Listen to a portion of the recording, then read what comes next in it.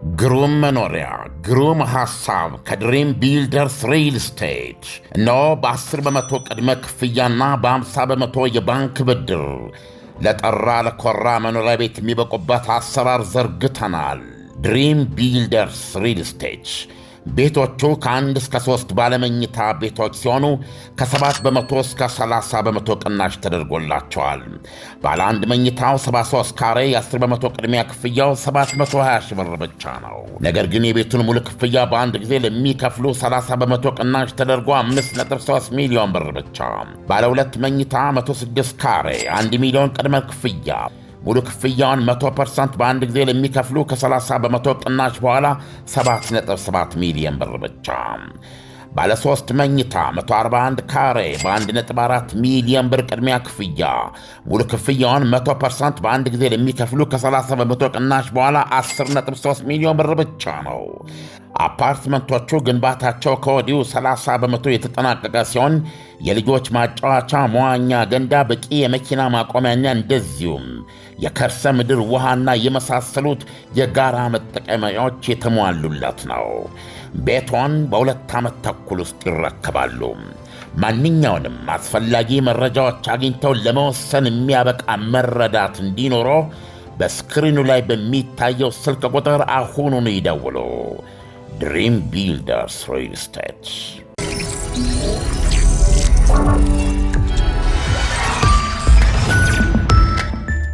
ጤና ይስጥልኝ። ይህ አዋዜ ነው። የዕለቱን ዋና ዋና ጉዳዮች እንመለከታለን። በላይ በቀለ ነኝ። ሀያላኑ የቡድን 7 ሀገሮች በፈረንሳይ ተሰብስበው ዋነኛ በተባሉ ዓለም አቀፍ ጉዳዮች ላይ መክረዋል። የኢራን አሜሪካ ስምምነትና የዩክሬን ጦርነት ቅድሚያ የተሰጣቸው አንገብጋቢ አጀንዳዎች ናቸው። የአሜሪካም፣ ብሪታንያ፣ ፈረንሳይ፣ ጀርመን፣ ጣሊያን፣ ካናዳና የጃፓን መሪዎች ለመካከለኛው ምስራቅ ዘላቂ ሰላም የሚበጅ ተከታታይ ስምምነት እንዲደረስ እንፈልጋለን ብለዋል። የአስተናጋጅ ሀገር ፈረንሳይ ፕሬዝዳንት ኢማኑኤል ማክሮን በኢራንና ዩክሬን ላይ ተጨባጭ ውይይት መደረጉንና 9 የሚደርሱ ሕጎች መጽደቃቸውን ገልጸዋል። ለዩክሬን ተጨማሪ ድጋፍ ለመስጠትና የአየር መከላከል አቅሟን ለማሳደግ የቡድን 7 መሪዎች አጠቃላይ ስምምነት ማድረጋቸውን የገለጹት ማክሮን በሩሲያና ዩክሬን መካከል የኃይል መመጣጠን ለውጥ መኖሩን የተመለከተ ግንዛቤ መወሰዱን አመልክተዋል። በሩሲያ ላይ የተጣሉ ማዕቀቦችን ለማፋጠንም ተስማምተዋል። የኢራንን ጉዳይ በተመለከተ ከአሜሪካ ጋር የተደረሰውን ስምምነት በደስታ የተቀበሉት ማክሮን በተለይ በመላው ዓለም የተፈጠረው የኢኮኖሚ አለመረጋጋት እንዲያበቃም ያደርጋል ሲሉ ተስፋቸውን ገልጸዋል። በሆርሙዝ መተላለፊያ መርከቦች ያለምንም ክፍያ እንዲጓዙ የሚያደርገው ነጥብ የስምምነቱ ዋነኛ አካል ስለመሆኑና አሁኑኑ ጉዞው መጀመር እንዳለበት መሪዎቹ ከመግባባት መድረሳቸውን ማክሮን ተናግረዋል።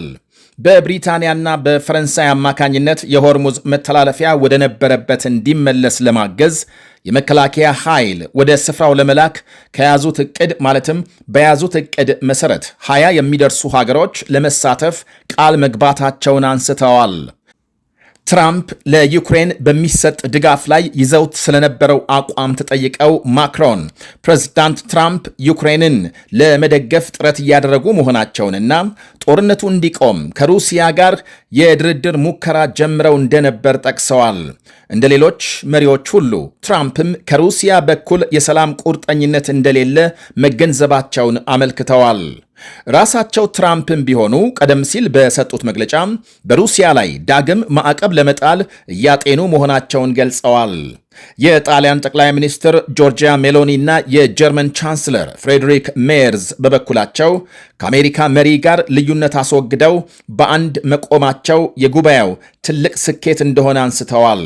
ፕሬዝዳንት ትራምፕ ስልጣን ከያዙ ወዲህ በዋነኛ የውጭና የጸጥታ ጉዳዮች ላይ የቡድን 7 መሪዎች የጋራ መግለጫ ሲያወጡና በአንድ ቋንቋ ሲናገሩ ያሁኑ ለመጀመሪያ ጊዜ ነው ብለዋል። ይህም ትልቅ ስኬት እንደሆነ ትራምፕ ማምሻውን በፈረንሳይ በሰጡት መግለጫም ከኢራን ጋር የተደረሰው ስምምነት ገና እንዳላለቀና በመግባቢያ ሰነዱ ትግበራ ላይ ደስተኛ ካልሆኑ የኢራን ዘመቻ እንደሚቀጥል አስጠንቅቀዋል። የመግባቢያ ሰነድ እንደመሆኑ ኢራኖች በ60 ቀናት በትክክል ተግባራዊ ካላደረጉ ቦምብ መጣላችንን እንቀጥላለን ብለዋል። አሜሪካና የቀጠናው ሀገሮች በጋራ ለኢራን ኢኮኖሚ ልማት ሁኔታዎች ያመቻቻሉ በማለትም ገልጸዋል። የኢራን አዲስ መሪዎች ብዙም የአክራሪነት ባህሪ የላቸውም ብለዋል። ከኢራን ጋር የተደረሰው ስምምነት ማዕቀብ ማንሳትን አይጨምርም ያሉት ትራምፕ ስምምነቱ በአጠቃላይ የአሜሪካንን ፍላጎቶች ያሟላ እንደሆነ ገልጸዋል። ትራምፕ እስራኤል ከሄዝቦላህ ጋር የምታካሂደውን ውጊያ እንድታቆም እንደማይፈልጉ፣ ነገር ግን ዘመቻው ሚዛን የተከተለ መሆን እንደሚገባው አመልክተዋል። እስራኤል ራሷን እንድትከላከል እፈልጋለሁ፣ ሆኖም ራስን የመከላከል እርምጃው ሁኔታዎችን ከግምት ያስገባ ቢሆን እመርጣለሁ ብለዋል። ከፕሬዝዳንቱ መግለጫ ቀደም ብሎ ሄዝቦላህ በደቡብ ሊባኖስ በእስራኤል ወታደሮች ላይ በፈጸመው የድሮን ጥቃት 5 ወታደሮች መቁሰላቸውን የሀገሪቱ ጦር አስታውቋል። በሁለት የተለያዩ ጥቃቶች ከቆሰሉት ወታደሮች መካከል አንደኛው ወታደር በአስጊ ሁኔታ ላይ እንደሚገኝ የእስራኤል ጦር አመልክቷል። የእስራኤል ኃይሎች በወሰዱት ያጸፋ እርምጃ በዚያው በደቡባዊ ሊባኖስ በሄዝቦላህ ይዞታዎች ላይ መጠነ ሰፊ ድብደባ መፈጸማቸው ተነግሯል። የሊባኖስ ዜና አገልግሎት የእስራኤል ተዋጊ ጀቶች በተለያዩ ስፍራዎች ድብደባ ማድረሳቸውን ከመዘገቡ ውጪ ስለደረሰ ጉዳት በዝርዝር አልገለጸም። በኢራንና አሜሪካ መካከል ስምምነት መደረሱ ይፋ መሆኑን ተከትሎ የእስራኤል መሪዎች ከሊባኖስ እንደማይወጡና ለስምምነቱ እንደማይገዙ በተደጋጋሚ መግለጻቸው ይታወሳል። የኢራን ውጭ ጉዳይ ሚኒስቴር ሊባኖስ በስምምነቱ መካተት እንዳለባት አጥብቀው ቢከራከሩም የእስራኤል ሄዝቦላህ ውጊያ ቀጥሏል። የኢራን ባለሥልጣናትም እስራኤል በሊባኖስ የምትፈጽመውን ድብደባ እንድታቆም በድጋሚ አስጠንቅቀዋል። ፕሬዝዳንት ትራምፕ ምሽቱን በፈረንሳይ ለጋዜጠኞች በሰጡት መግለጫም የእስራኤሉን ጠቅላይ ሚኒስትር ቤንያሚን ኔታንያሁን አንዳንዴ ወጀብ ያደርገዋል እንጂ መልካም መሪ ነው ሲሉ አድንቀዋል። አሜሪካም ለኢራን $300 ቢሊዮን ለመስጠት ተስማምታለች በሚል ስለወጣው መረጃ ተጠይቀው ትራምፕ የሐሰት ወሬ ነው ሲሉ በድጋሜ በማጣጣል 1 ሳንቲም ለኢራን አንሰጥም ብለዋል። የተስማማነው ለኢራን የ$300 ቢሊዮን የመልሶ ግንባታ ዕድሎች ልናመቻች እንጂ ገንዘብ ለመስጠት አይደለም ብለዋል። ማንኛውም ዓለም አቀፍ ተቋም በኢራን ኢንቨስት ማድረግ እንደሚችል ለአብነት ጠቅሰዋል። ተመሳሳይ የኢንቨስትመንት ዕድሎች እንዲያገኙ ሁኔታዎችን ማመቻቸት ነው። ይህም ቢሆን የኢራን መሪዎች በቀጣዮቹ 60 የተኩስ አቁም ማራዘሚያ ጊዜ የገቡትን ግዴታ በትክክል ከተወጡ ነው ብለዋል።